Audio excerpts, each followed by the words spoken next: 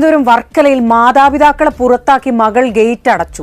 എന്തൊക്കെയാണ് ഈ കൊച്ചു കേരളത്തിൽ സംഭവിക്കുന്ന എന്തൊക്കെ കാര്യങ്ങളാണ്? വർക്കല ഐരൂരിൽ താമസിക്കുന്ന 79 വയസ്സുള്ള സദാശിവൻ, ഭാര്യ 73 വയസ്സുള്ള സുഷമ എന്നിവരെയാണ് മകൾ സിജി വീടിന് പുറത്താക്കി ഗേറ്റ് അടച്ചത്. മാതാപിതാക്കളെ പുറത്താക്കി ഗേറ്റ് പൂട്ടുന്നത് ഇത് രണ്ടാമത്തെ പ്രാവശ്യമാണ്.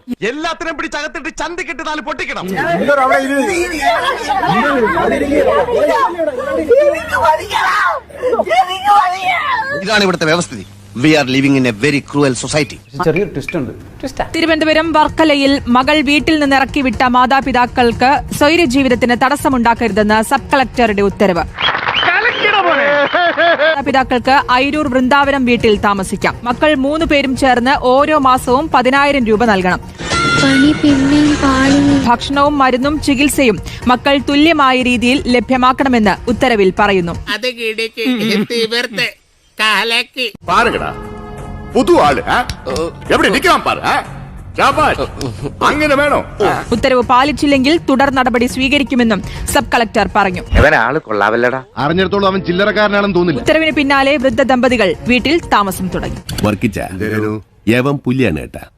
പുലി എന്ന് പറഞ്ഞാൽ വെറും പുലിയല്ല, ഒരു സിംഹം. കളക്ടറുടെ ഉത്തരവുമായി ഐരൂർ പോലീസ് എത്തുകയും വീട്ടിലേക്ക് ഇവർ താമസം തുടങ്ങുകയുമാണ് ചെയ്തത്. എന്ത് തങ്കപ്പെട്ട മനുഷ്യനല്ലേ, അടുക്കുമ്പോഴല്ലേ ആളുകളെ പിടികിട്ടുന്നത്.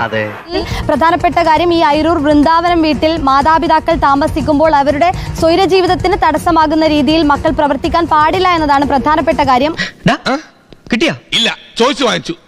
മറ്റൊരു കാര്യം, ഈ ഓരോ മാസം തോറും 10-ാം തീയതിക്ക് മുമ്പായി 3 മക്കളും ചേർന്ന് 10,000 രൂപ മാതാപിതാക്കളുടെ അക്കൗണ്ടിൽ എത്തിക്കണമെന്നുള്ളതാണ്. മനോഹരം, ഗംഭീരം. തന്നെ ഭക്ഷണം, മരുന്ന്, ചികിത്സയുമായി ബന്ധപ്പെട്ടുകൊണ്ട് പണം ആവശ്യമാണ് എങ്കിൽ അത് 3 പേരും കൂടി ഭാഗിച്ചുകൊണ്ട് തന്നെ അതിൽ സഹായം നൽകേണ്ടതുണ്ട്. എന്താ അടികൊണ്ടത് എനിക്കല്ലേ, പാക്കരെന്തിനാ കരയണേ? Take it easy. ഇപ്പോഴല്ല നിന്റെ മുഖം വവ്വാലി ചപ്പിയ പോലെ എവിനായത്. ഇനി ഏതെങ്കിലും രീതിയിൽ ഈ ഉത്തരവ് പാലിക്കാതിരുന്നാൽ തുടർ നടപടിയുമായി മുന്നോട്ട് പോകുമെന്നതുകൂടി ഉത്തരവിൽ പ്രധാനമായും പറയുകയും ചെയ്യുന്നുണ്ട്. ഒരു ആവേശത്തിലെടുത്ത് ചാടി വേണ്ടായിരുന്നു അല്ലേ? വിട്ടവളി ആന പിടിച്ചാ കിട്ടൂ. തൽക്കാലം ഇത്രയും മതി.